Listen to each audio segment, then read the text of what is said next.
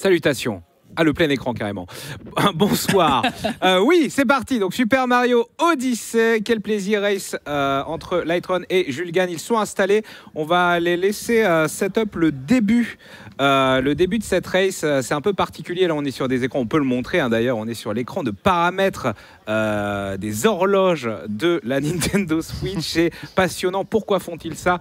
Vous allez le comprendre dans quelques instants. Je vais te laisser Lightron faire le setup avec le minuteur du téléphone. Incroyable. C'est un tout l'assisté speedrun. Et on va parler de tout ça. Faites attention pour le time, on va vous le dire. Ouais, on y va. Allez.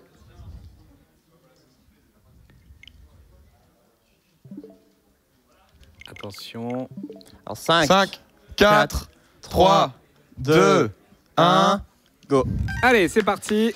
On l'applaudit, on se relâche pas. Super Mario Odyssey 10%. Alors pourquoi on a fait ça? On est sur la version 1.3 du jeu en numérique ou digital comme on dit, et on joue avec le passage à l'heure d'été, car on veut que dans 8 minutes justement il se passe quelque chose de particulier. En fait, ça va permettre à une graine qu'on va planter d'instantanément se transformer en lune. C'est une petite astuce qui a été trouvée, ma foi, il y a déjà pas mal de temps, et ils se sont un peu synchronisés de manière différente, car ils ont tout simplement des routes différentes. Aussi, vous avez bourré l'incentive pour que Mario aille à la plage, et justement ils devront charger une sauvegarde pour que Mario soit dans son plus beau short de bain et exhibe ses tétons magnifiques. Alors les déplacements de Mario, il y en a beaucoup. Là on est à Cap Kingdom, c'est le début du jeu. Énormément de roulades bien sûr. Si on secoue également la manette, si on joue avec le gyro, je joue avec le gyroscope bien sûr, ça permet à Mario de prendre des grosses accélérations qui sont symbolisées par des petits éclats jaunes qu'on voit autour du personnage. Et bien sûr, on joue avec la verticalité du niveau. Pour gagner un peu de temps, on joue avec les rampes, c'est magnifique. La mécanique principale de Mario Odyssey, c'est bien entendu Cappy, la casquette de Mario, qui permet de prendre possession de divers animaux ennemis et diverses choses dans le décor. Là, c'est le cas avec cette grenouille. Voilà, il y a des mécaniques de jeu sympas qui s'installent autour de ça. Avec cette grenouille, on peut sauter, mais si on agite la manette, on a un saut qui est beaucoup plus haut, beaucoup plus vertical, qui nous permet justement beaucoup d'optimisation de mouvement au fil des années. Ici, on va voir le left side voilà, qui part du côté de chez Lightron et qui part aussi du côté de chez Julgan. Très très technique. Si ça nous permet de passer par la gauche et d'esquiver toute une ascension qui serait beaucoup plus longue à faire en passant par la rampe.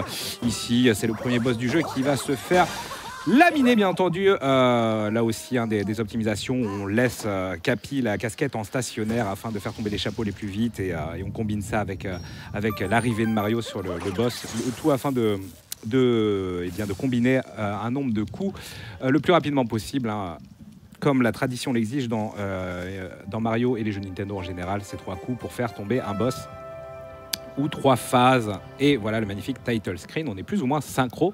Espérons que ça reste comme ça. Mais bon, vous savez, les races, tout peut se passer. C'est la folie.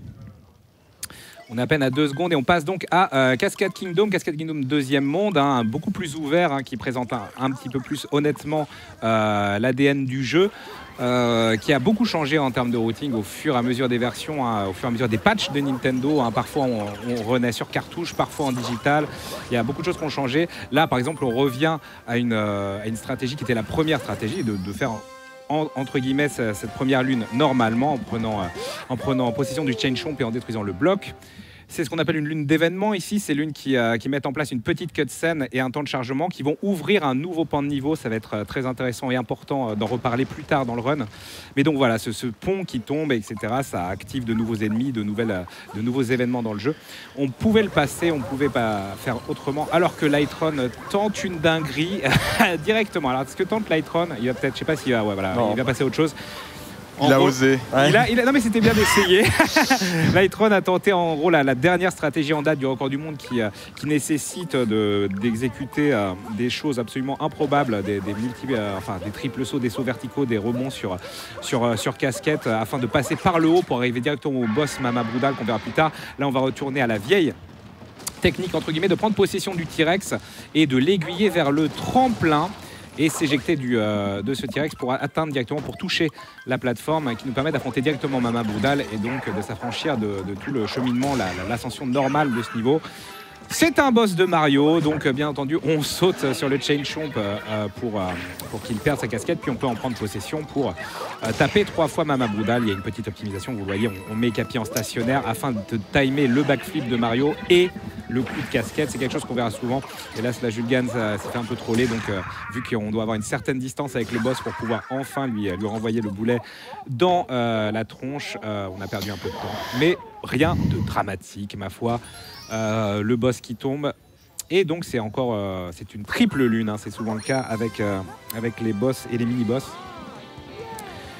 C'est rentable mais pas tout le temps, hein. Il y a des boss qu'on va quand même essayer quand c'est possible d'éviter parce que certes triple lune c'est très bien mais il y a séquence d'ouverture, séquence de clôture de combat, donc ça fait beaucoup de secondes qui partent en temps de chargement. Vous voyez là depuis le temps où on lui a donné le dernier coup, il y a bien 20-30 secondes qui sont passées.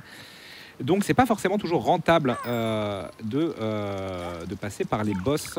Et ça aussi on le verra plus tard. Et ici voilà, incroyable mais vrai, on nous présente ce globe. Cependant il nous manque une dernière lune qu'il va falloir aller chercher. Et on va la chercher ici. Et on n'aura pas... Et on est bon, ouais, du coup il n'y aura pas cette technique de passer par le coffre en bas. Voilà, il y a eu beaucoup de routing sur ce niveau. Là, on est à la cool, on a toutes les lunes. On va remettre en route l'Odyssée, qui est notre vaisseau principal et qui va nous permettre de voyager entre les mondes. Et peut-être qu'à un moment dans cette race, nous aurons le temps de parler de toutes les mécaniques de saut très diverses et variées de Mario. Mais rien n'est moins sûr. Nous allons basculer vers Desert. Si vous avez un gros don à balancer, je crois qu'ils sont en train de discuter de tout et de rien. Ils n'ont jamais capté. Tout va bien. non mais chiller. C'est juste les rares moments où on pourra dire un don ou deux. C'est là. N'hésite pas à crier, Xavier. Mais il y aura un moment plus tard quand il y aura le boss Dark Souls. Excuse-nous, évidemment. On en parle plus tard. Dark Souls est dans Mario. Mais on sait que tu es si passionné par le jeu, Xavier. Bien entendu. Compris là. Faites votre vie. Vous occupez pas. Discutons argent. Voilà. Alors. Cutscene donc où on bourre les boutons. Ici il y a une petite manipulation pour éviter le tutoriel, un tutoriel plus avancé du jeu. Et nous voici enfin donc à Desert Kingdom, un monde extrêmement vaste qu'on va pas mal arnaquer aussi, qui a été optimisé énormément au fil des années. Et donc comme dit, c'est là où on va charger la sauvegarde de votre défi, parce que pour mettre Mario en short de bain, il faut 1000 pièces et évidemment on n'a pas du tout le temps de farmer ces 1000 pièces. C'est pour ça qu'on passe par cet artifice. Vous voyez même qu'il y a 1050 pièces sur la sauvegarde. C'est tout simplement parce que plus tard on aura besoin d'acheter des choses dans des magasins, des lunes, et on a plus ou moins symbolisé là où on en était au niveau du pognon, hein, tout simplement. À ce moment-là qu'on a besoin d'argent, notamment à Wooded, c'est ça, Kingdom, au royaume de la forêt. C'est parti, le changement, regardez-moi, c'est téton saillant. Magnifique. Incroyable. Magnifique, donc nous sommes de sortie, on va pouvoir reprendre le cheminement plus ou moins normal. Et si tout s'est bien passé, donc là vous voyez on plante la graine dans ce pot de fleurs, hein, on retrouve ces pots de fleurs dans beaucoup de niveaux. Et le but, il faut qu'une heure passe entre guillemets pour que ça sorte, ou 15 jours passent plutôt. Et c'est pour ça qu'on a établi cette arnaque de l'heure d'été. Attention, Lightron qui va devoir se replacer trop en avance. Il est où ce maudit Piaf? C'est passé hein, pour Julgan qui a eu le Piaf, c'est pas grave, on s'en intéressera plus tard. Ici il y a la lune qui est cachée hein, évidemment dans un spot particulier. Vous avez vu le spin pound hein, le spin pound, donc le fait de taper du cul hein, sur le sol, qu'on peut lancer de manière beaucoup plus rapide justement si on tournoie auparavant. Ça permet d'enlever l'animation de début justement du pound. Et c'est quelque chose qu'on fait en faisant des rotations avec le stick analogique gauche, des 360 degrés hein, plus ou moins, le plus vite possible. Et on peut justement les précharger pendant les sauts. Il y a beaucoup de choses qu'on précharge justement pour essayer d'optimiser un maximum ce mouvement.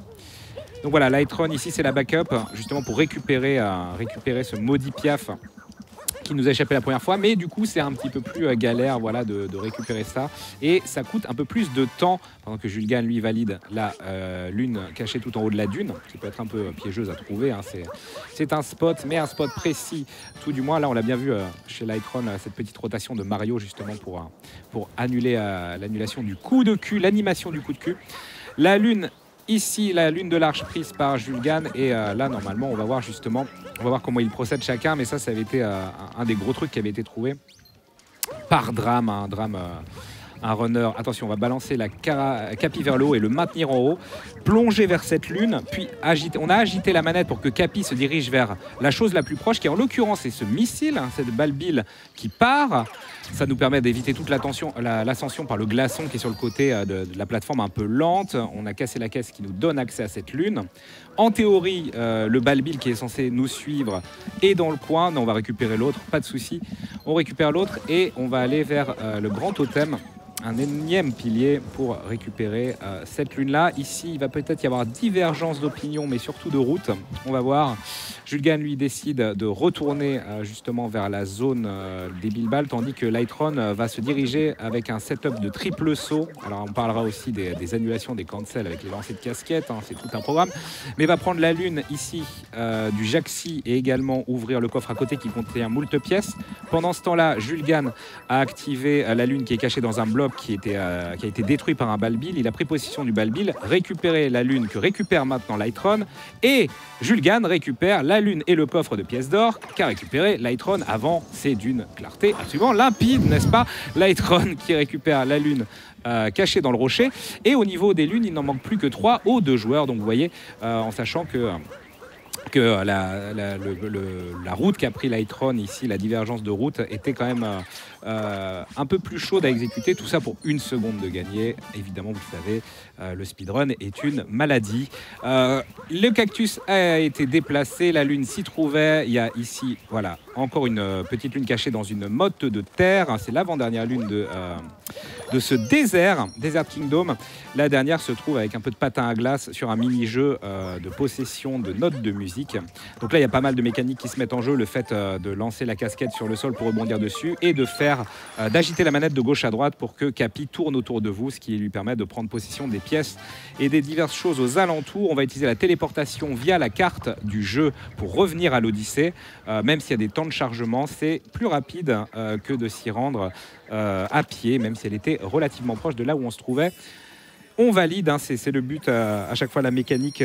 Pour pouvoir changer de niveau, il faut alimenter l'Odyssée du minimum de lunes demandées, même s'il y a beaucoup plus de lunes présentes dans ce niveau, et que si on y revient plus tard, le niveau s'ouvre de plus en plus à diverses transformations et plein de choses cachées. Mais c'est bon, c'est fait. Ok. Donc ici, on a, c'est un des 2 moments du jeu où on peut choisir, on a le choix. Est-ce que je dis... Oui, c'est ça, on a le choix entre Lake Kingdom et Wooded Kingdom. Par défaut, on prend toujours Lake Kingdom, tout simplement parce que c'est le choix par défaut, le choix du haut. Donc on a juste à bourrer furieusement la manette pour y accéder, et ça fait gagner une input. Donc c'est beaucoup de plaisir. Lake Kingdom, on verra peut-être aussi des choses différentes. Lake Kingdom, niveau qui a pas mal bougé, hein. Historiquement on faisait le boss, mais des choses ont changé. On a tout de suite, dès le début ici, caché dans le sol, une première lune. On va balancer Capi pour justement faire une roulade et rebondir dessus. Mon cher Xavier, désolé de t'interrompre, est-ce que c'est normal que le timer soit arrêté au milieu? On fait signe que oui. On fait signe que oui. Donc ça tout va bien, pas de panique. Oui. Même si, s'il est arrêté, en fait, il continue. C'est juste les overlays qui sont refresh. Et là, on a un overlay. Oui, on a un overlay. Merci Xavier, désolé de t'avoir dérangé. Ne t'inquiète pas, mon cher. Voilà, Julien qui est en train de mettre en place un OB très pénible. Alors, c'est pas très visuel, mais il se passe beaucoup de choses. En l'occurrence, voilà, l'idée, c'est de tromper le jeu et de faire un setup particulier pour pouvoir rebondir et passer à travers un mur. Ensuite, on rebondit contre son propre mur. On a balancé la casquette vers le haut, qui a activé un checkpoint qui se trouvait en hauteur. Et voilà, et vous voyez que Julgan et Lightron également, après avoir récupéré une lune qui était sous l'eau, se sont téléportés à ce checkpoint qu'ils avaient activé en balançant la casquette vers le haut. Et du coup, on reprend un cheminement normal ici en récupérant la lune cachée dans cette petite alcôve. On va prendre possession du petit poisson. Il nous reste 3 lunes à récupérer. Donc voilà, on peut mettre des petits coups pour faire des petites figures avec le poisson, mais je crois que, outre le swag, on ne gagne pas vraiment de vitesse en faisant cela, mais bon, tout le monde le fait, hein, parce que plus il y a d'input, plus on rigole. Il y a bien entendu cette lune sur le petit monstre, la lune également cachée en faisant un coup de motion, en secouant la manette en haut de cette colonne. Et il nous en manque plus qu'une, et cette dernière se trouvera à l'intérieur du dôme, qui lui n'est pas inondé. Et on va juste se présenter à ce charmant personnage. Et elle va être ébahie par ses tétons saillants et nous offrir une lune, cette lune qui représente la dernière du niveau. Et on va pouvoir se téléporter à l'Odyssée sans avoir justement affronté le boss. Et c'est beaucoup plus rapide. Hein. Ça a été... Enfin, il y a diverses manières de faire ce niveau, mais en tout cas, ça a été trouvé assez rapidement, le fait de faire ce niveau sans faire le boss, parce que c'est une plaie de faire les boss. Beaucoup de temps de chargement. Eh bien, ça se passe bien, messieurs. Vous êtes neck and neck, comme disent les Américains. Ouais, ça se passe plutôt bien, honnêtement. Pas trop d'erreurs. Solide. Pas majeur en tout cas. Rien de majeur, tout se passe bien, même si les choses sérieuses vont commencer. Avec ce maudit Wooded. Wooded qui a un niveau excellent. Beaucoup de gens apprécient la musique, le design. C'est un niveau avec beaucoup de stratégies avancées et beaucoup de verticalité dans la plateforme. Et des clips très énervés qui, s'ils sont ratés, nécessitent de faire des backup strats, des stratégies de secours, hein, n'est-ce pas, pour traduire ceci. Et ça va être assez intense. Et là, peut-être, il peut y avoir des micro-drames, ce qu'on n'espère pas. Donc c'est parti, on part directement. On peut déjà pré-shot le départ en roulade avec une série de 3 sauts chaloupés. On touche le petit lapin farceur hein, qui vient de Mario 64, on le connaît. Pendant ce temps-là, on a pris un rocher qu'on a percuté contre un autre rocher. Lightron se fait troll ici, qui contenait une lune. Ce qui nous permet, après l'avoir pris, de récupérer la lune qu'a lâché le lapin après s'être réveillé de son petit chaos technique. Les 100 pièces qu'on a enfin récupérées nous permettent d'acheter cette 3e lune au magasin, au Crazy Cap. Et on va reprendre tout de suite en replaçant la caméra après ce magasin, avec un spin pound et des roulades pour faire un triple saut en haut de cette butte, accéder aux hauteurs, voilà, avec encore une série de spin pounds. Il y a beaucoup, hein, il y a une dizaine de façons de sauter dans le jeu et d'optimiser. Et on va prendre possession de cet oignon. L'oignon, si on laisse appuyer sur saut, voilà, il s'étend de manière sublime, mais si on secoue la manette, il s'étend beaucoup plus vite et plus haut. Et vous voyez que justement, on a gagné beaucoup en verticalité, on a pu casser ce gland, cette noix plutôt, et récupérer ceci. Et c'est ici que le clip principal de ce niveau va arriver. Donc avant de mettre le 3e saut qui casse la noix, on fait un backflip particulier et voilà. Et le but, c'est de prendre au bon moment cette lune et d'être clippé à travers le mur. Là, les mouvements sont très précis pour pas revenir inbound, revenir dans le jeu. Et là, on est vraiment dans de l'arnaque pure et dure. On est dans ce mur qu'on aurait dû avoir détruit avec un canon plus tard. Là aussi, il faut faire très attention, il est facile de tomber. Donc la lune est récupérée, on a regagné les hauteurs. Si on a de la vitesse ici, on peut monter cette rampe avec une vitesse maximale. On revient ici dans le jeu, on time des sauts et des casquettes. On voit un spin pound pour tomber également et casser cette noix de manière extrêmement rapide. Alors que Lightron ici, voilà, qui doit faire un long jump pour récupérer sa vitesse maximale et enfin pouvoir remonter est revenu. Julgan est retombé et reprend un petit peu le cheminement historique de ce niveau avec une énième noix qui était au sol. Ici, on a des oignons. Voilà, on va prendre possession d'un oignon pour entrer dans un petit labyrinthe sympathique, hein, rien de très méchant. On doit encore faire des extensions pour casser des briques et soulever des ascenseurs. On va redescendre, ici s'éjecter, parce que on est quand même plus rapide à pied. Long jump pour revenir ici. On a un checkpoint ici, hein, c'est jamais mauvais à prendre, mais on s'en fout.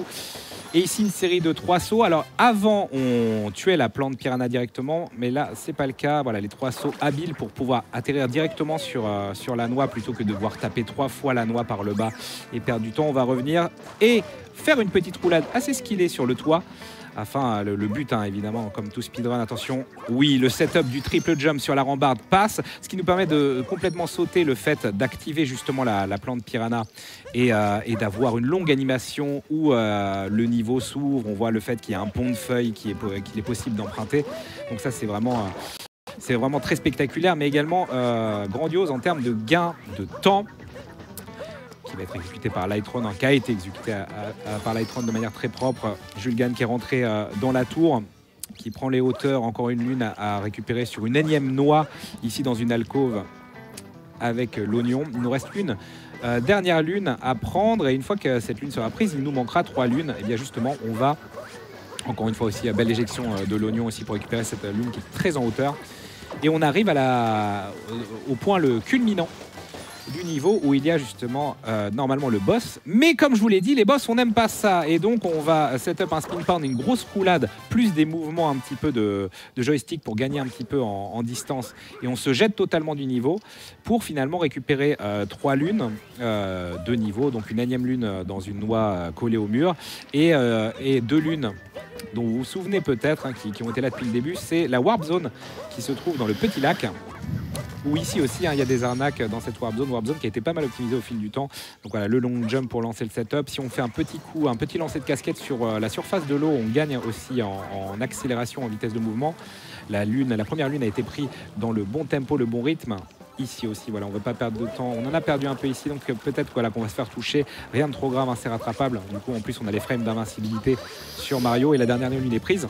Julien va pouvoir se téléporter et sortir de Wooded Kingdom. On va voir du côté de Lightron comment se passe la deuxième lune. Ici, la chute est bonne, le coup de casquette est mis au bon moment. Et voilà, on esquive la paire d'ennemis. Et on récupère la deuxième lune sans la touche. Et ça se passe bien, c'est toujours close. Lightron qui a un petit peu regratté là avec cette fin de Warp Zone. Il y a une quinzaine de secondes de différence. C'est parfait, peut-être un petit don ou deux. Qu'est-ce qui se passe là-bas? Petite update, nous avons dépassé, vous ne le voyez pas sur l'overlay, mais nous avons bel et bien dépassé les 150 000 euros, mesdames et messieurs, donc ça s'applaudit. 152 000 euros, messieurs, dames, bravo, bravo. Et on a quelques petits dons, on a du 200 euros de la part de Bevito, merci à tous pour cet événement fabuleux, bourrez les dons. On a aussi McGarraid qui dit bravo pour ce bel événement, merci les speedrunners, l'orga, les commentateurs, les Michel et les gens dans l'ombre qui doivent être nombreux au purée de pommes de terre. Merci beaucoup pour ces 200 euros, ça fait très très plaisir. Si t'en as, Zera aussi, je pense qu'il y en a d'autres. Non, il y a de tout, hein, mais on a aussi du 100 euros pour une bonne cause, en espérant faire péter les records de dons et de temps. Bon courage à tous pour ce super événement. 50 euros de Whoopinez, effectivement. Merci à MV, merci à tous pour l'événement. Merci à Bobby's également de 50 euros. Merci aux runners, ambianceurs et commentateurs et à toute l'équipe de Speedon pour ce week-end formidable. Petit message pour la race SMO, je t'aime bien, Julgan. Mais bon, Team Lightron. Lightron d'ailleurs qui a un PB à moins d'1 heure, on a vu tout à l'heure. Il est passé dans le clan fermé. Effectivement, le clan. S'il y a PB aujourd'hui, ce serait très très joli. Le clan des top 30 mondiaux à peu près. On regardait tout à l'heure avec Hugo. Top 22, pardon. Top 22. Ouais, c'est ça, top 22. Et là, on est quand même sur le boss de Cloud Kingdom, donc la première confrontation avec Bowser, où c'est allé très vite, mais dans l'idée, on saute pas mal de tous ces va-et-vient et ce jeu d'esquive avec Bowser en prenant des dégâts volontairement, notamment sur cette dernière phase, afin de pouvoir faire un backflip et prendre possession immédiatement du chapeau qui permet ensuite d'aller le taper. Et donc on fait un backflip justement et on prend possession du chapeau afin que le chapeau revienne vers Bowser, mais en fait revienne sur nous. Et ça permet de faire un combat au corps à corps qui a été extrêmement rapide. On aurait pu développer plus, mais c'est un combat qui est assez anecdotique. Ce qui n'est pas anecdotique, c'est Lost Kingdom, là où on se trouve ici. Un niveau qui a toujours été sous haute tension et qui est très spectaculaire. Pourquoi on fait ce truc en hauteur? Pourquoi on saute de ce palmier? C'est très impressionnant. Il y a une raison très très simple, c'est que si on passe le pont qui est au début du niveau de manière normale en marchant, il y a un maudit vautour qui vient nous prendre notre casquette et du coup on ne peut plus rien faire d'intéressant dans ce niveau jusqu'à ce qu'on récupère cette casquette et c'est extrêmement pénible. Et normalement un reset, hein, bien entendu. Donc c'est pour ça qu'on fait toutes ces choses très impressionnantes. Cette lune qui est prise sur la corniche, une lune qui est cachée ici au milieu de cette plateforme en croix. Donc là les runners sont très close, hein, c'est assez cool. D'ailleurs il y en a une autre ici qui est cachée, elle, cette fois-ci où il faut encore faire un spin pound tournoyer. Voilà, hein, souvent on met la caméra à l'opposé de là où on doit aller parce que quand vous récupérez une lune, Mario fait face à la caméra. Donc si vous faites un plongeon derrière, vous savez que vous allez faire le plongeon vers l'écran. On est obligé de passer, hein, comme vous le voyez, par le haut de cette plateforme. Et du coup, la musique revient et le jeu considère que, ok, il a récupéré sa casquette et vous revenez enfin dans un état où le jeu a récupéré le fil de l'histoire, on va dire. Ici, on prend possession d'un petit monstre qui vole votre casquette et qui surtout fonce sur vous de manière explosive pour qu'il fasse exploser le bloc. Julgan vient de récupérer à gauche cette lune. Ici, pareil, on donne notre casquette à ce monstre. On doit faire un triple saut chaloupé de la jungle, se baisser afin que le monstre fasse exploser la cage. Et là, attention, c'est toujours un peu spectaculaire. Spin pound des plongeons sous le pont pour récupérer la lune juste avant de mourir dans la mare de Malabar. Et ensuite, quelques sauts chaloupés et wall jump et lancer de casquette pour revenir sur le sol. Attention, ça s'est très bien passé pour Julgan. Lightron ici sur qui le fait en lançant la casquette vers le haut. Ça se passe extrêmement bien, bravo. Un très très beau Lost Kingdom. On peut les applaudir. Pour l'instant, c'est d'une propreté sans faille. Bravo, bravo. Lost Kingdom qui est toujours un petit peu un endroit sous pression. La mort est facile, notamment cette toute fin de niveau où juste sur une petite erreur, c'est tout de suite une quinzaine de secondes qui partent à la trappe. Ça ne sera pas le cas ici. Et c'est plaisir. Donc avant évidemment tout ce micmac de Cloud Kingdom affrontement avec Bowser et Lost Kingdom, en fait Mario se dirigeait vers ici bien sûr Metro City. Un des niveaux clairement les plus longs du jeu, hein. Tout d'abord dans cette version de nuit sous la tempête, où il n'y a pas grand chose à faire en termes de lune à récupérer, hein. Ce niveau est extrêmement vide, c'est surtout après quand il reprendra vie et qu'il sera de jour qu'il y a énormément de lune à récupérer et de personnages à découvrir, mais quand même on a des choses assez skillées à faire comme ce triple saut lancé sur le côté de l'immeuble. Ici, bon là ça aurait dû être un long jump mais c'est tout à fait bien récupéré. On prend la lune au niveau des échafaudages. Ici, voilà, c'est toujours impressionnant. Voilà, la remontée sur l'immeuble est bien faite. On roule pour pouvoir rebondir sur ce Goomba et rebondir. Il y a ces fameuses, on va les voir plusieurs fois, ces relais électriques qui nous permettent de nous téléporter avec les câbles électriques du point A au point B. Et c'est l'entrée dans l'immeuble. Phase extrêmement impressionnante aussi. La grande tour, voilà, le triple saut est bien setup. L'idée évidemment c'est d'être tout le temps dans le cycle des ascenseurs et parfois même de les éviter, comme ici avec ce backflip et ce rebond mural qui nous permettent d'enchaîner les sauts sur ces deux poutres. Là également on va rejoindre le mur, rebondir sur Cappy, activer le coffre. Et là également, normalement, on a tout un cheminement en longeant le mur, mais ici en faisant un long jump et un saut chaloupé sur Cappy, on arrive directement à la fin de ce niveau et surtout le sommet de la tour. Et on va affronter ce maudit Wiggler, boss RNG du jeu, ma foi. On doit prendre possession de ces tanks et tirer les plus vite possible, voilà, afin d'éliminer toutes les boules de lumière, afin de le rendre vulnérable. Bourré comme Jaja pour passer en deuxième phase, et c'est surtout après cette deuxième phase que ça va être pénible. Donc en gros là, avant de passer en véritable deuxième phase, le Wiggler va passer dans les murs deux fois. Donc on peut manipuler un petit peu ce mouvement, il reste quand même de l'aléatoire sur la qualité de ces mouvements, hein. Plus le trajet qu'il effectue entre les murs est court, plus on va gagner du temps. Donc là ça a été le cas. Voilà, ici, on reste ici, comme vous voyez, Jules gagne exprès pour que voilà, il fasse l'angle le plus court possible. On recule pour avoir la vision du jeu.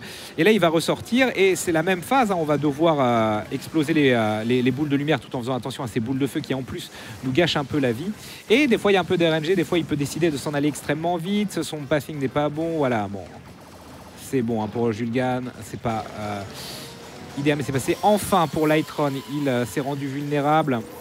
Voilà, il prend une boule, mais la position est bonne. La dernière boule sera touchée quand le Wiggler sera à l'arrêt. Au moins, ça passe pour les deux. C'est très bon. En sachant que si par malheur, vous prenez trop de temps, ces boules de lumière, il repasse en état d'invincibilité, repart dans les murs. Et là, c'est reset et pleure et crie. Parce que là, c'est 25-30 secondes qui partent à la trappe. Mais ce n'est pas le cas. Tout s'est bien passé. Du coup, ça débloque la partie de jour de Metro City qui est extrêmement dense et très cool à voir. Beaucoup évolué au fil des années. Je me souviens de longues heures à faire de la mobilette afin d'apprendre ce trick de mort qu'on va voir dans quelques instants. Alors ici, première lune, on balance Cappy près du pylône électrique. On récupère la lune et on secoue la manette afin que Cappy justement prenne possession de ce relais électrique. Et voilà, comme vous le savez, quand vous secouez, Cappy prend possession des trucs les plus proches. On prend le scooter et oh là là, mais quelle aisance, on voyage. Donc voilà, en fait, vous êtes normalement censé faire un mini-jeu avec une voiture téléguidée afin de rentrer dans un petit espace en dessous et pour avoir accès à cette lune. Sauf que en prenant possession de la moto, en aiguillant votre manette, en penchant votre manette vers la gauche pour que Mario penche un peu et en donnant un coup de stick vers la gauche chaloupé, eh bien vous clippez juste qu'il faut. Mario passe pile poil le bout de tête dans la cage et touche la lune et l'active, donc c'est formidable. Pendant ce temps-là, on l'a vu chez Jules Gann, on le voit chez Lightron, on active Feels Badman. Feels Badman qui passe un sale quart d'heure, qui a un petit coup de blues sur son banc et qui vous offre une lune. Jules Gann a récupéré la lune au fond de l'échafaudage et va ici rentrer dans le mini-jeu, un jeu de hasard Quoique, en fait, si vous placez Capi à gauche et que dès la première frame, vous envoyez la max, vous avez gagné. Donc, pas si RNG que ça. Il suffit juste de tricher. Voilà, une belle leçon de vie. Ça va être fait également du côté de Lightron. On ressort ça aussi, hein, c'est assez nouveau de passer par là. La petite prise de possession de plot qui permet de nous éjecter et gagner un peu de temps. Et ici, c'est le rendez-vous. Ah oui, avant on passait par la Paris Games Week, maintenant on passe par ici, le chantier, le gros chantier. C'est ces petites warp zones, ces petites zones en plus dans les niveaux ont souvent quasiment systématiquement deux lunes, une qui est assez évidente à voir et une qui l'est moins. Celle-ci par exemple qui était dans le plan caché du jeu, l'était un peu moins, ça a été récupéré, plein de billes-balles partout, la possession du bilbal qui permet de arnaquer le niveau et pas de faire trop de plateformes avec ces maudites poutres. Et tout se passe bien, c'est toujours très très close. On s'est téléporté bien évidemment au checkpoint qu'on avait activé bien plus tôt. Ici succession de long jump et on va récupérer dans la poubelle cette lune. Une fois de plus, le backflip pour la récupérer, surtout le placement de la caméra. On attend un peu, on plonge dans le vide afin de récupérer la lune qui est sur cette poutre en mouvement. Et repossession du relais électrique. Ici aussi pas mal de backflip et de plongeons vers l'avant chaloupé. Parce qu'évidemment, si on se loupe, on bonk. Et c'est extrêmement pénible de bonk. Ah, petit trou ici, mais c'est pas grave. Rien de grave, c'est récupéré. La lune tout en haut du gratte-ciel. On va plonger vers la piscine VIP avec cette lune. Et on va encore replonger, ma foi, pour mettre un coup de cul. Ici même, oui, c'est bien trouvé. Voilà, il y a un spot caché. Comme souvent dans le sol, il y a des lunes un peu gratuites. C'est pas du génie de level design, mais il y a beaucoup de lunes dans le jeu. On peut pas tout avoir. C'était caché là.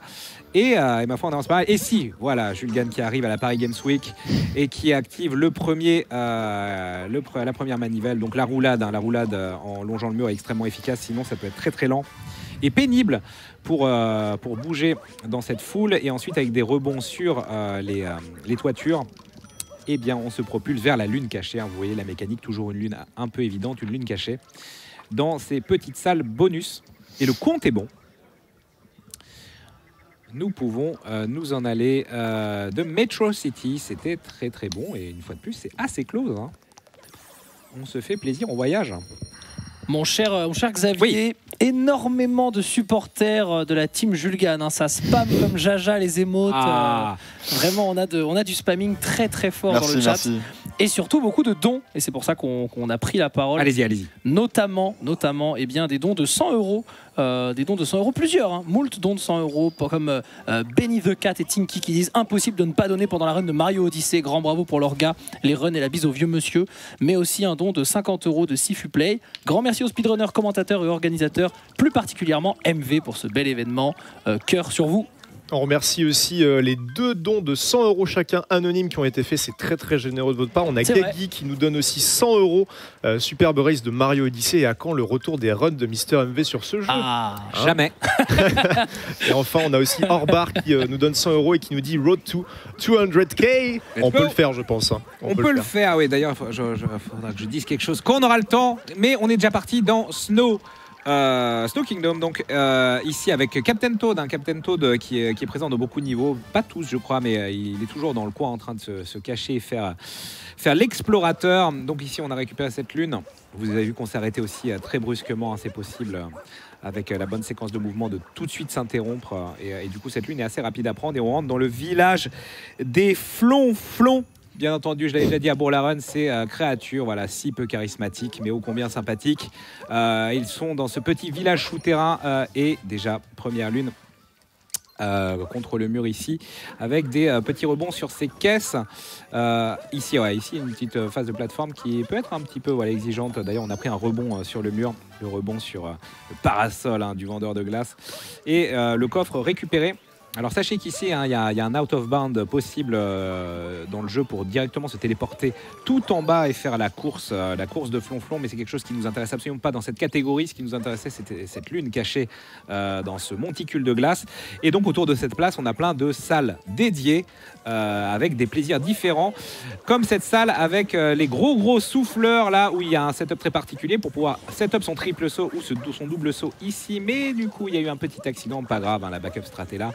On va peut-être voir si chez Lightron ça passe. Voilà, le triple saut avec l'éjection violente Voilà. lui permet d'aller directement en haut de l'arche. Et du coup, c'est très très close. Quelle émotion! Possession ici de ce maudit monstre pour pouvoir souffler sur les milliards de Spikies qui ont établi maison ici, domicile ici. Voilà, ici Lightron il en restait un, mais avec un petit coup de casquette ajusté, on s'en débarrasse. C'est volontaire parce que quand on laisse un seul Spiny sur la plateforme, la caméra est plus proche de la lune. Du coup, on gagne quelques millisecondes. Ok, les optis, ça tryhard. Ok, je ne savais pas. Très très bon. Et regardez, on en est, il y a 4 secondes de différence. On passe ici sur une zone glissante, si je ne m'abuse. C'est ça, oui. Et donc ici, le sol est glissant, tout le monde déteste ça, mais ça permet de partir vite. Le but est d'aligner, d'empiler ces Goombas, qui, comme vous le voyez en haut à droite, il faut 4 Goombas pour pouvoir activer le passage. On s'éjecte dès qu'ils sont présents sur le socle, afin de récupérer cette lune avec le petit bonk, c'est rigolo. Et surtout, voilà, à chacun. Alors, ouais, on n'a pas parlé de cette mécanique, alors que là, c'est très impressionnant, ce triple saut au-dessus du vide pour aller vers la lune de fin.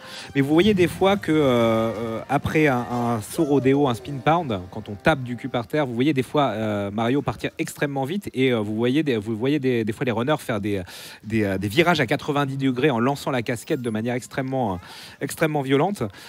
C'est une des techniques du déplacement de jeu avancé, on va dire. Ça fait, c'est quoi, c'est spin pound cancel ou spin roll cancel? Roll cancel. Ouais, roll cancel, tout simplement, voilà. Mais en gros, ouais, ça consiste à, dès que vous êtes parti, appuyer avec une frame de différence, en gros, sur les boutons de lancer de casquette et de saut, pour faire simple. Et ça vous permet de lancer la casquette tout en initiant un saut et surtout un changement de direction extrêmement rapide. C'est pénible et c'est notamment utilisé pas mal de fois pour passer à travers les murs. Mais attention, ici, c'est très important, c'est le Snowdram, où il faut placer la caméra. C'est pour ça qu'on se met en vue à la première personne. Aïe, aïe, aïe, ça bombe pour Julgan. Et ça, c'est la Hess, comme on dit. C'était si close. Très, très dur, ce trick. Mais en gros, voilà, qui nous permet vraiment juste du bout du slip de partir du vaisseau et d'atteindre. Parce que c'est plusieurs choses. Il faut bien placer la caméra, il faut placer ensuite la casquette pour rebondir dessus, et il faut aussi faire des mouvements latéraux en l'air, parce que les mouvements latéraux en l'air, on voit ça, on connaît même ça de Counter-Strike, peu importe. Faire des mouvements latéraux en l'air, parfois, vous aide à couvrir un peu plus de distance, etc. Donc c'est un skip assez avancé, qui du coup l'a fait un peu perdre de temps à Julgan, mais rien n'est joué. Ça reste très close. Juste petite info pour toi, Xavier. Donc pour le compteur, la régie est au courant. On me dit de vous dire que pour le compteur, on est au courant et que le temps c'est sera la police noté. faire son travail. Et tout est recorrigé, t'inquiète, c'est déjà reparti. Exactement. Et 2-3 dons très vite fait. Eclipse par exemple qui dit un plaisir de donner pour une cause vraiment importante, à savoir les voix japonaises sur FF13 et pour Médecins du Monde. Mais aussi Léo Bourget qui dit super event, bravo tout le monde, vive la vie et The Messenger. Ce sera la run d'après. Tout à fait. On a aussi un petit don anonyme de 100 balles. Bravo pour ce que vous faites. On a la sœur de Julgan. Est-ce réellement elle? Allez Julgan. Hashtag Proud Sister. Merci pour tes 10 €. Voilà. Excellent, excellent. Je gagne le Benjamin de l'event. Je suis sûr qu'il est ravi que je le rappelle. Tout à fait. Il est parmi nous. Oh, Il et est là. breaking, nous avons 400 balles d'un certain Lutti qui s'incruste même dans cet événement pour toutes les nuits blanches de retour d'Overwatch League devant Xavier qui s'énerve sur cette run. GG à tous, road to beaucoup d'argent. Merci beaucoup Lutti. Merci Lutti pour les 400 €. C'est vrai que c'était un rendez-vous nocturne assez régulier. Nous sommes à Seaside Kingdom. Donc là, on a récupéré, c'était très similaire à la Warp Zone qu'on avait eu en début de Desert Kingdom. Une lune cachée dans le sable. Alors, du côté de chez Lightron, donc, vous voyez qu'on a pris possession du poisson. On ne prenait pas possession du poisson ici auparavant, mais l'idée reste la même. On va aller s'agiter près de ce coffre pour récupérer une lune ici. Il faut faire attention à ces petites algues voilà, qui vous suivent de manière assez insistante. Et ici, rien n'a changé. On prend ce couloir qui contient énormément de pièces. Ce qui était pratique, il est peut-être encore d'ailleurs pour la route de l'argent, tout simplement. En tout cas, c'était capital à l'époque, pas mal de pièces ici. ici avec ces algues retournées voilà, qui peuvent vous toucher, c'est un petit peu pénible. On va agiter et récupérer une lune. Le problème quand on se fait toucher dans le jeu, c'est que certes on se fait soigner quand on récupère une lune, mais du coup l'animation, le coup plus l'animation de remplissage de votre jauge de vie vous fait perdre 2 secondes à chaque fois. Donc évidemment on évite un maximum les dégâts non voulus. L'avant-dernière lune, enfin l'antépénultième lune est prise, ma foi, et on va faire un fish clip. Voilà, il faut mettre sur un versant de cette colline entre guillemets un poisson, s'en extirper et reprendre possession. C'est un peu la même mécanique qu'il y avait à l'époque du cheese skip. Et on peut passer en dehors des limites. Ici, on récupère cette lune en agitant le poisson justement afin d'étendre sa hitbox, afin qu'il touche la lune un petit peu comme tout à l'heure quand on a récupéré une lune avec en mobilette. Et on récupère la dernière lune cachée dans cette petite salle annexe. Et c'est retour à l'Odyssée pour Lightron qui s'échappe de Seaside. Et là, alors là, ça va être un délire. Hein. D'ailleurs, ça aurait été marrant que Luncheon se lance en même temps, même si c'est très très close, parce qu'on va voir des différences sur Luncheon qui arrive. C'est bien ça. Oui, c'est ça. Ouais. C'est bien ça. Les souvenirs sont intacts. Luncheon, monde extrêmement comment dire, technique, qui a connu pas mal de techniques différentes, vu que c'est un monde qui est extrêmement haché, séparé par divers checkpoints. Hein, comme je vous l'ai dit, il y a cette mécanique de lune d'événements qui ouvre des pans de niveau, qui active des ennemis. Et justement, on va en parler. Ici même, le royaume de la cuisine. Allez, c'est parti pour Lightron. Avec ici un setup pour partir directement et surtout lancer ce triple saut en haut de cette motte de sel afin de directement se retrouver ici pour la première lune. Et on envoie du roll cancel ici. Allez, on se relance. Oula, on se relance dans la course. Ici ça va être pareil hein, pour les 2 joueurs. Le fait d'aller récupérer la lune cachée dans l'alcôve. En hauteur, hein, évidemment, c'est toujours plus pratique pour repartir. Et c'est là, normalement, après le rebond, où on va faire un spin pound cancel ici pour initier le 3e saut en bout de corniche. Et on va skipper la plateforme où, normalement, on doit affronter, on doit avoir un refight contre le mini-boss. Je ne sais plus comment il s'appelle, le petit violet. Le petit violet. Et du coup, voilà, c'est là où ça va être différent, tandis que normalement, Julgan ne le fait pas. Ici, Lightron donc, est rentré dans cette warp zone où on récupère juste la première lune, car elle est idéalement placée très très proche de l'entrée. Un petit bonk ici pour Lightron, rien de particulier. Voilà, vous voyez que Julgan, lui, avec un petit bonk malheureux, pas, rien de trop grave, va lui par contre faire le fight contre le mini-boss. Lightron, quant à lui, a récupéré voilà, cette lune en hauteur dans les montagnes. Et il y a beaucoup de choses qui vont changer ici parce que tout simplement, vu que on n'a pas battu le boss, il y a des choses qui sont pas chargées, le niveau est différent, il y a des ennemis, il y a des choses qui ne sont pas là où elles devraient être ou qui n'ont pas encore spawné tout simplement. Et ça change un peu les règles du jeu pour ce niveau. Donc là, on va passer par le mini-jeu du hasard qui, comme vous le voyez, est toujours aussi comment dire, rigged, truqué. Et on a récupéré cette lune donc on avait besoin d'un peu d'argent pour participer à ce jeu. Ici, c'est la soupe aux choux. Hein. Normalement, on doit mettre un navet doré dans la soupe afin qu'il se matérialise en lune. On ne l'a pas fait pour l'instant. Vous verrez pourquoi plus tard. On va spin pound sur cette colonne, faire voilà, un petit lancer pour gagner en distance et atteindre cette lune ici. Et si vous êtes observateur, normalement, il y a des boules de feu ici dont on doit prendre possession pour pouvoir aller de l'autre côté. Donc là, on va être obligé voilà, de prendre exprès, enfin de prendre des dégâts parce qu'on n'a pas le choix, mais ça nous permet aussi de reset le lancer de casquette. Et donc, ça va être une section qui est différente pour Lightron, mais qui est un petit peu tendue parce qu'elle implique de prendre des dégâts à la fois. Ici, on a la warp zone toujours très très impressionnante, hein, des fourchettes. On prend possession des fourchettes, on s'en éjecte avec du motion control. Et cette warp zone a été très optimisée très vite et elle est toujours très visuelle, très spectaculaire. Vous voyez que Julgan, lui, va faire les choses différemment et notamment directement prendre la lune qui est cachée dans les caisses en bois. Ici, voilà, qui va être cassé comme ceci. Tandis que Lightron, lui, repart dans son exploration du niveau assez risqué. Donc voilà, on a pris des dégâts encore en passant par le liquide. Le navet doré ici est pris. La lune est prise et traditionnellement, bon alors à l'époque on pouvait éviter de prendre le fromage, sauf qu'après ça a été patché, puis on faisait différemment. Alors qu'est-ce qui se passe? Ouais, ici il y a un petit accident, donc on prend... Ah, petit navet doré dissident. Parce que là aussi, il y a des choses qui ont changé. Normalement, il y a les Goombas en haut avec le switch. Mais pourquoi on prend ce navet-là?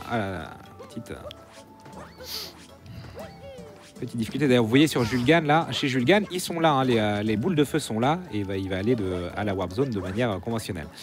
Donc ça y est, hein, c'était un petit peu galère, mais on a ramené ce maudit navet doré ici, qui n'est pas entré directement dans la soupe, décidément. Mais voilà, pourquoi on n'a pas directement fait la soupe. Ça nous permet de valider ces deux navets directement, qui vont matérialiser 2 lunes. Julgan qui termine, lui, de son côté, la Warp Zone des fourchettes. En fait, ce qui s'est passé, c'est que normalement, je voulais garder la vitesse grâce à mon spin parn avec le navet, sauf que je l'ai perdu et j'avais plus de setup. D'accord. Et j'ai galéré du coup à oui, backup. En effet, que ce soit sur un long jump, etc., ou sur un spin parn, on peut prendre le navet et bouger avec lui avec la conservation de vitesse.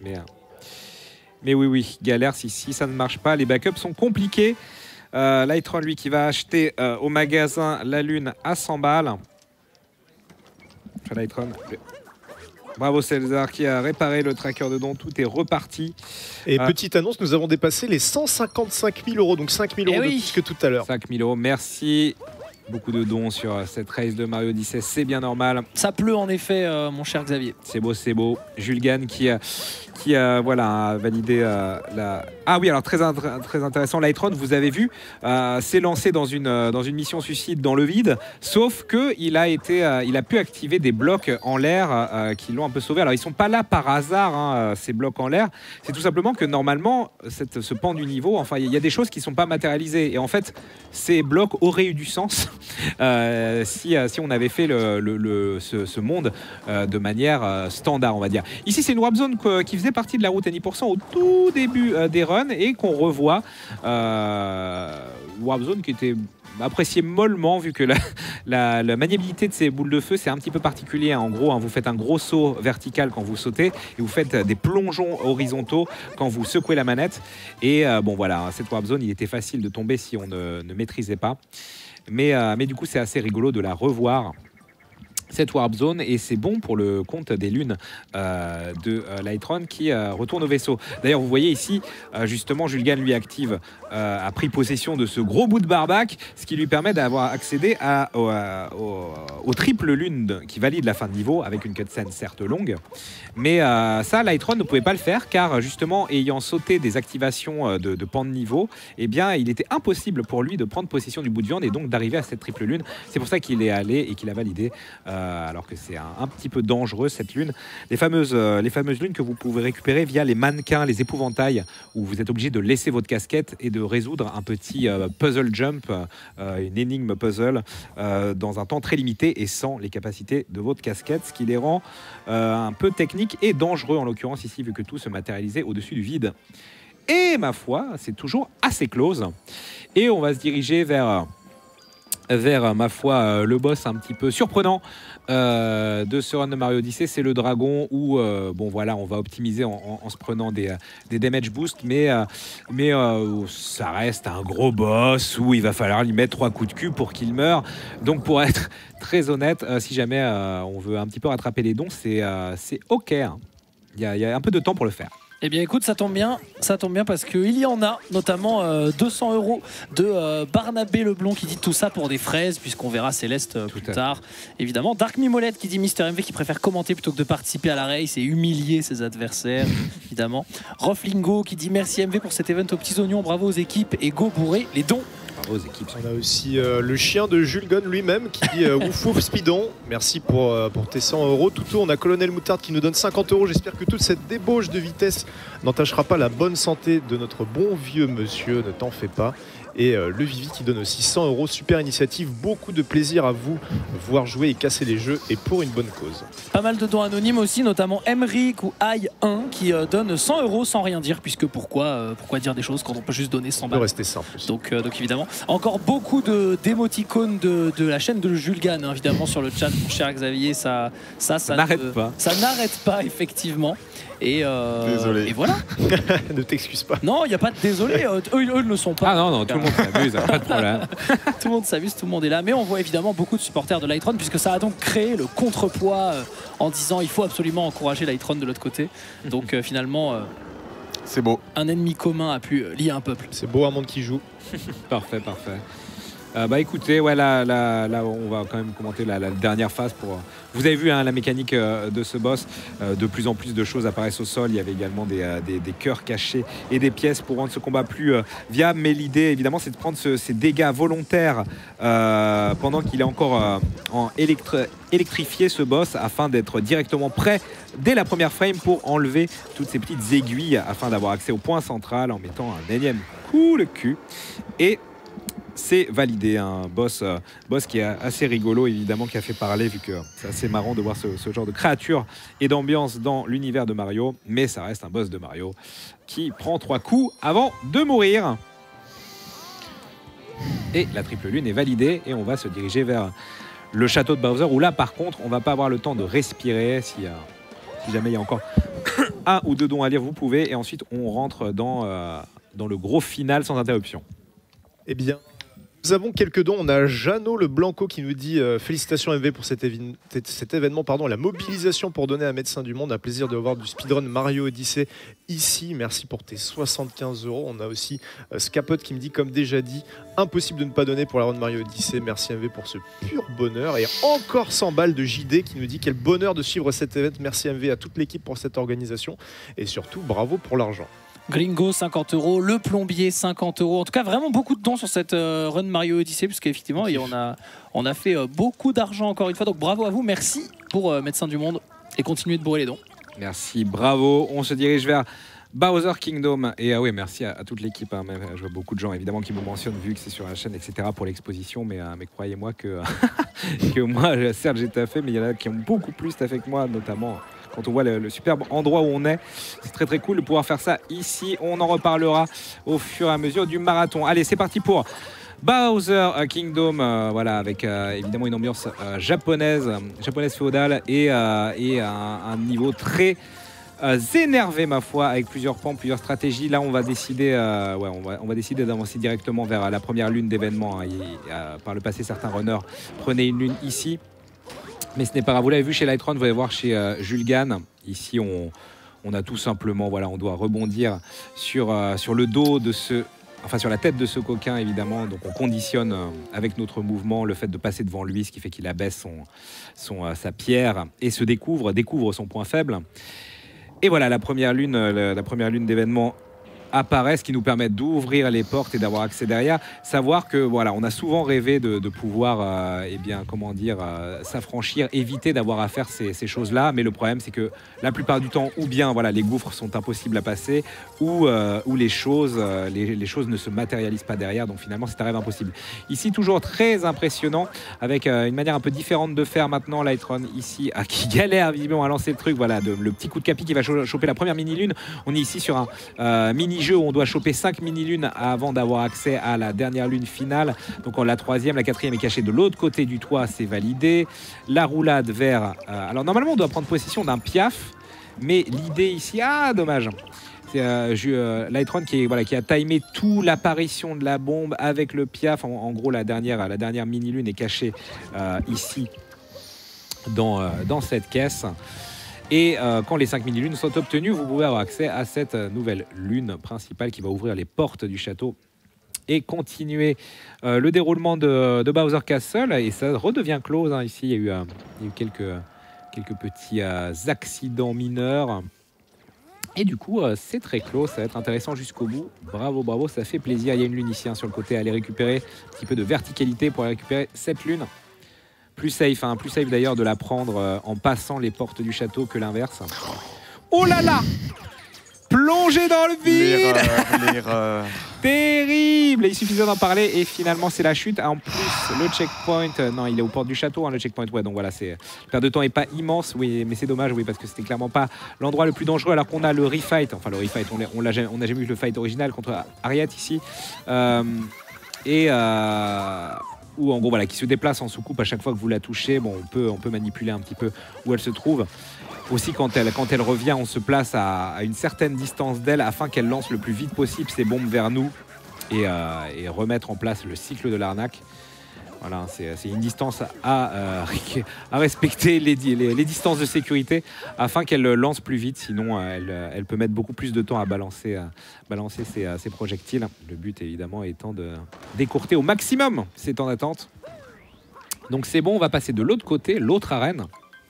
On va retrouver ce premier boss, ce petit chapelier fou, hein, au final, qui cette fois-ci revient en version un peu XXL. Il s'est racheté moult chapeaux. Mais bon, finalement, en timant tout à la perfection, notamment ici, hein, c'est très important de sauter directement sur le bon chapeau dès que ces derniers deviennent touchables, afin d'éviter le cauchemar de tous les chapeaux qui rebondissent dans tous les sens, devoir repérer le bon. Ça, on peut perdre pas mal de temps. Et vu que le timing est précis, ça peut arriver assez souvent. Donc c'est validé pour Lightron, qui active une énième lune de cheminement du niveau, qui va matérialiser un pont et ouvrir la suite du niveau. On est bientôt proche de la fin de ce dernier, même si on va devoir récupérer une lune en plus, hein, vu qu'on n'a pas récupéré la lune de l'oiseau au début. Donc je vois vers quoi on me dirige. Plusieurs façons de faire ici. On va voir donc lancement avec moult roulade, sûrement un triple saut qui va être... Non, voilà, un double saut. Ah, dommage, le chopage de corniche, mais pas de souci, ça va être récupéré. Casser les caisses sur le côté. Cette lune habilement cachée dans le mur. Cette sortie tuyau va nous ramener sur les hauteurs où on va essayer, avec, en voyant pas grand chose, ma foi, au niveau des mouvements de caméra, d'initier un grand saut et un lancer de capi. Voilà, il a réorienté la caméra pour aller directement sur l'escalier. Prise possession de cet oiseau. L'oiseau, vous pouvez, avec le bouton de lancer, voilà, piquer dans ce mur. Et avec, en secouant la manette, comme souvent, vous avez un super saut vertical. Donc le but ici est évidemment d'éviter aussi les plaques en métal, car vous ne pouvez pas planter votre bec dedans. C'est anecdotique, c'est passé. Relais électrique.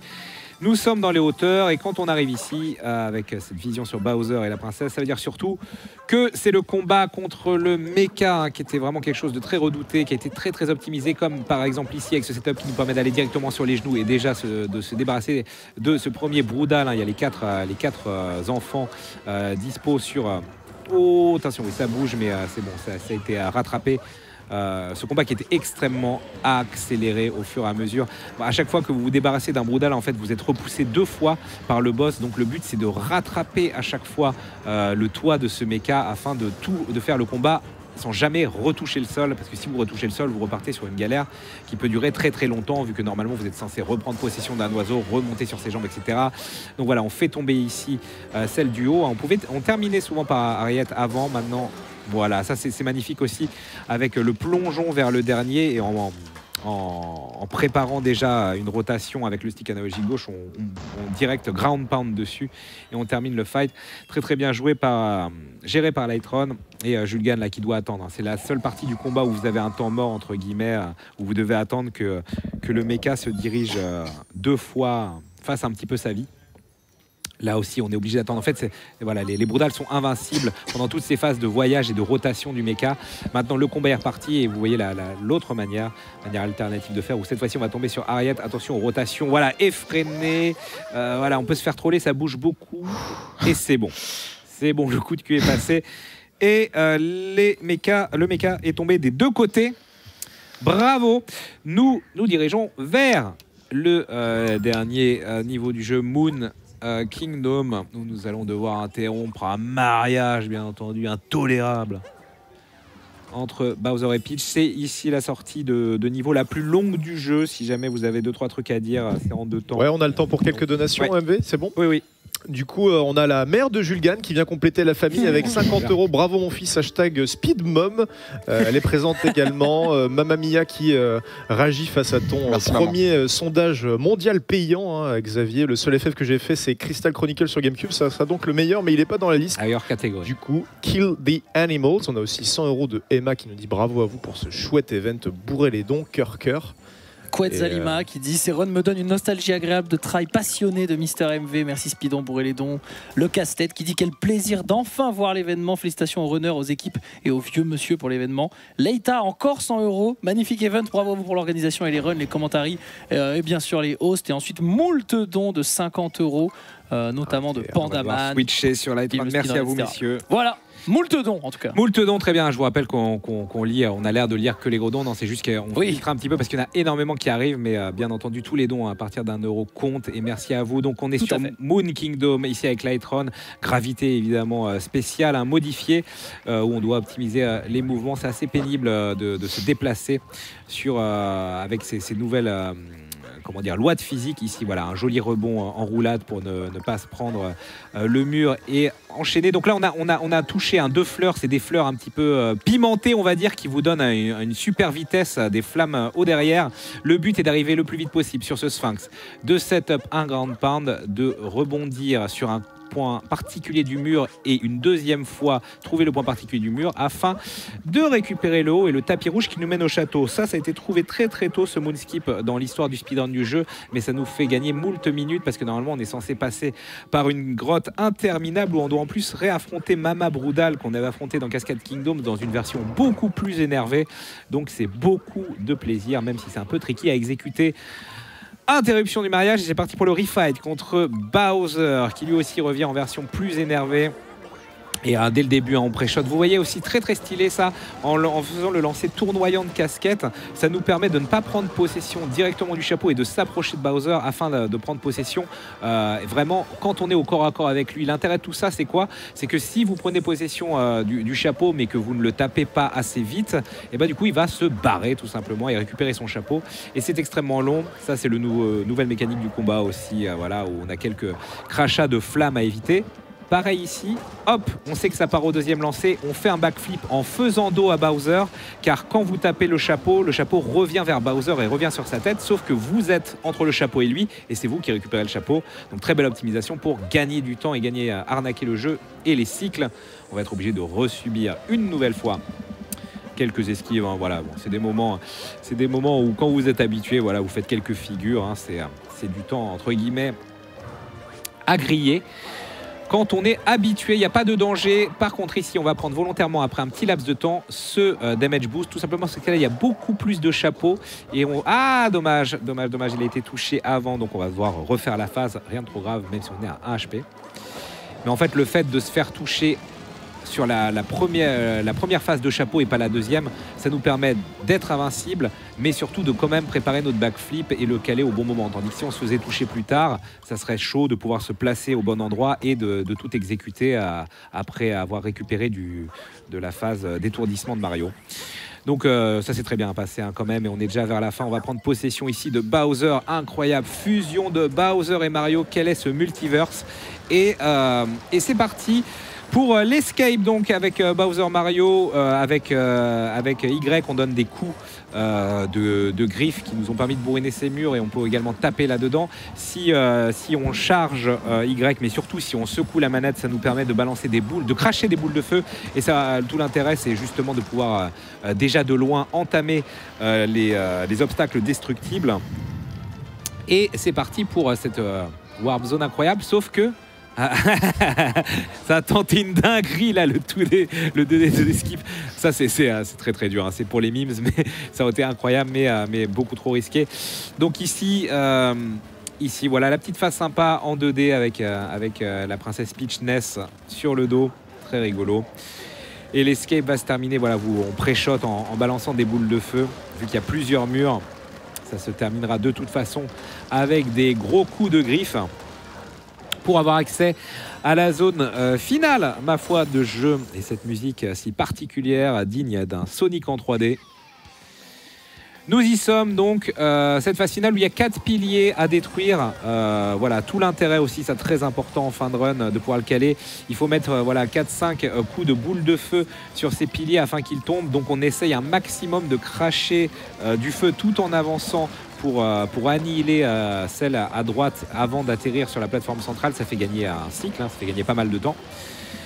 Le troisième pilier tombe ici. On va essayer de pré-shot de loin à la boule de feu, même si voilà, on peut se faire troller par les autres boulets qui tombent.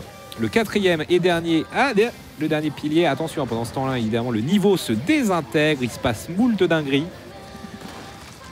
Et quand le dernier pilier tombe, ça nous donne enfin accès au rocher central qu'on va détruire une fois de plus. si on veut éviter de perdre un peu de temps, il faut faire attention. Voilà, c'est symbolisé par ces halos de lumière au rocher qui tombe. Et bien ça sera extrêmement close, tout ce sera joué à un plongeon dans le vide, car le time va venir pour Lightron dans quelques instants, dans une seconde. Time. Maintenant. Lightron qui termine en 1-3-21. Le time qui joue à l'éjection du relais électrique. Et c'est extrêmement close en réalité. C'était quand même une dingue. Comme dit Vincent, le plongeon dans le vide, ça se jouait vraiment à la seconde. Mais c'est ainsi un jeu extrêmement technique. C'était quand même fou. Il y a eu très peu de déchets tout de même, surtout avec ces conditions et le fait d'avoir rechargé une sauvegarde, etc. Pour les tétons. Attention, un time pour Jules Gann. 1-3-21, 1-3-49. Voilà, même pas 30 secondes de différence. C'est parfait, on voyage. Bravo, messieurs. C'était très serré. Et à 1 minute du PB en plus, Jules Gann. Oui, alors j'ai amélioré mon PB qui est maintenant un 1-0-1-48, mais que je n'ai pas encore update sur speedrun.com. Et très mais ouais, il faut quand même savoir que le fait qu'on ait cherché les tétons de Mario, n'est-ce pas? Bien sûr. Ça fait perdre quand même 55 secondes sur, ah oui, voilà, comparé à la Run c'est pas anodin, donc vraiment, c'est très propre. Très bien, Lightron. Tes impressions solides? Il n'y a rien qui s'est bien passé. Oui, il y a eu quelques moments de flottement, mais t'as tenté des trucs. Ouais, mais il n'y a pas un seul royaume qui s'est bien passé dans l'ensemble, mais pas de grosses erreurs. Voilà. J'ai pu garder le rythme, etc. Et, merci à ton commentaire déjà, parce que ça a gardé le rythme tout le long de la run. Et les races, c'est marrant. Ça a été quelque chose vraiment de cool. Oui, le jeu est assez dense et les races, ça le rend encore plus cool à suivre. Je crois que vous aviez des shout-outs, messieurs, à faire, si je ne m'abuse. Oui, non, en fait, c'était pour parler d'un tournoi qu'on va organiser.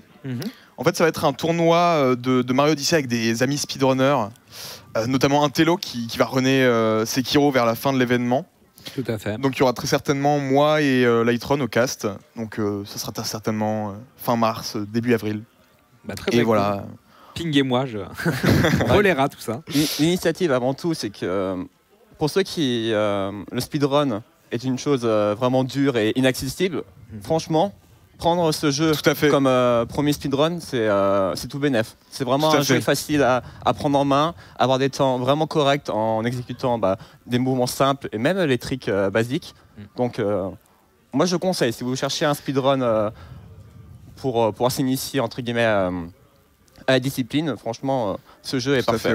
Oui, c'est vrai que ce jeu, alors ensuite plus vous avancez dans les techniques avancées, plus ça devient très énervé. C'est ça qui est génial, il est facile à prendre en main, dur à maîtriser, mais c'est vrai que vu qu'il est récent et qu'au niveau de ses mécaniques de gameplay et de plateforme, il est intestable, quoi. Il est vraiment au point quand on est loin de la rigidité d'un Mario 64, qu'on adore, qu'on salue, mais voilà, c'est vrai que c'est beaucoup plus simple à prendre en main et prendre du plaisir sur ce jeu qui est vraiment super cool.